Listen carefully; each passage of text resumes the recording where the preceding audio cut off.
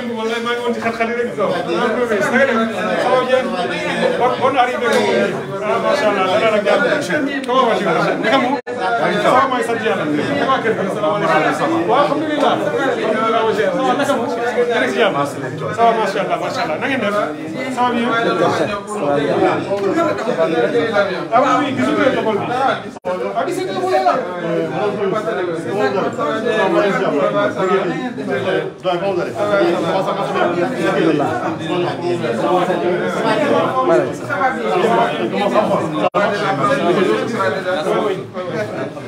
comment ça va? Ça va bien.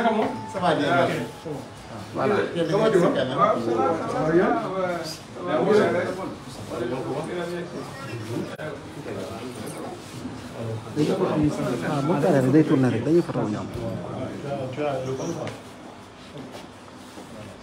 C'est bon? C'est parfait. Merci. Voilà. Voilà. Ça y est, vous êtes prêts? Voilà, madame, vous êtes venue ici à Ziguinchor. Nous avons vu la situation qui se présente ici avec les échauffourées entre les jeunes manifestants et les forces de défense et de sécurité. Quelle est d'abord votre impression, le constat que vous avez fait avant de lancer votre message? Oui, nous sommes venus donc aujourd'hui à Ziguinchor pour témoigner notre solidarité au leader de PASTEF, Ousmane Sonko, mais aussi à la coalition Yewwi Askan Wi. Nous avons trouvé Ziguinchor en état de siège. En venant d'ailleurs ici, nous avons rencontré deux femmes gravement blessées dont les pieds étaient quasiment ensanglantées pendant. C'est dire que nous avons vu les conséquences un peu de tous ces affrontements. Et voilà, nous lançons un appel encore une fois au président Macky Sall. La responsabilité de la paix dans ce pays est entre ses mains.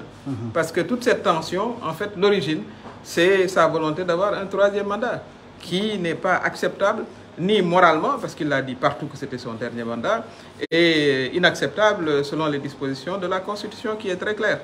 Aujourd'hui, nous avons une ville assiégée, et les jeunes qui également font face et protègent, disons, leur leader. C'est ça, c'est donc une visite de solidarité envers Ousmane Sonko, mais aussi envers les populations de Ziguinchor, qui depuis ce matin sont sous les grenades avec des blessés, donc comme j'ai dit, 2 que nous avons vus de visu, puisque nous les avons rencontrés en venant. C'était ça le sens de notre visite. Au moment où l'on parle de dialogue, l'on voit qu'ici à Ziguinchor, c'est tout le contraire. Mais quelle lecture en faites-vous? Peut-on parler de dialogue dans ces situations pareilles? Mais bien sûr, quel dialogue? Vous allez dialoguer sous les grenades, sous les pierres, avec des blessés qu'on transporte. Le président Macky Sall sait ce qu'il doit faire pour que la paix revienne dans ce pays, à Ziguinchor et sur l'ensemble du pays. Parce que ce que j'ai vu à Ziguinchor, si on y prête garde, ça va s'étendre sur l'ensemble du pays. Il doit déclarer sans délai qu'il ne fera pas de troisième mandat. Il doit arrêter de pourchasser les opposants en utilisant tous les moyens. Moi-même, mon mandat de député m'a été arraché. Et à l'époque, justement, les députés de PASTEF et d'autres députés ont refusé de voter cette confiscation illégale de mon mandat. C'est à mon tour aussi de venir témoigner de ma solidarité agissante. C'est ce qui m'a fait venir de Dakar. Et j'ai rencontré également les leaders de Yewwi Askan Wi qui étaient là pour personnellement leur dire que nous nous tenons tous à leur côté, comme se tiennent à leur côté tous les démocrates de ce pays. La démocratie, aujourd'hui, elle est en pleine régression. Nous n'avons jamais assisté à une situation comme ça au Sénégal. Je rappelle qu'en 2011, le président Macky Sall lui-même a été convoqué au commissariat central pour des accusations de blanchiment. Si la procédure avait été poursuivie, il aurait été déféré, il aurait été mis sous mandat de dépôt et il n'aurait jamais été président de la République. Donc ce même processus qui lui a permis d'accéder au pouvoir, il doit, à défaut de le renforcer, de le laisser dans l'état dans lequel il l'a trouvé. Ce qui n'est pas le cas aujourd'hui. Aujourd'hui, on assiste vraiment à une tentative de passage en force, une confiscation de mandats de députés, des plaintes à n'en plus finir, sur la tête des opposants, Ousmane Sonko notamment, et le président Macky Sall ne s'arrêtera pas en si bon chemin. Actuellement, personne n'est en sécurité dès que vous êtes contre le troisième mandat. C'est ça la situation actuelle. Et les démocrates feront face. Je suis membre du FFK. Juste une dernière question. Oui. quel appel lancez-vous à la communauté internationale? Mais la communauté internationale, partout où nous les avons rencontrés, nous leur avons dit ce que je suis en train de vous dire. Qu'il parle au président Macky Sall pour que la stabilité de ce pays ne soit pas menacée. Et ce qu'on voit aujourd'hui, ce que j'ai vu de mes propres yeux à Ziguinchor, si on y prête garde, ça risque de se passer sur l'ensemble du territoire. Alors que nous étions un pays stable, un pays dont la démocratie a été vantée partout. Donc nos partenaires, mais également nos leaders religieux et d'opinion dans ce pays doivent lever la voix pour dire au président Macky Sall de préserver la paix.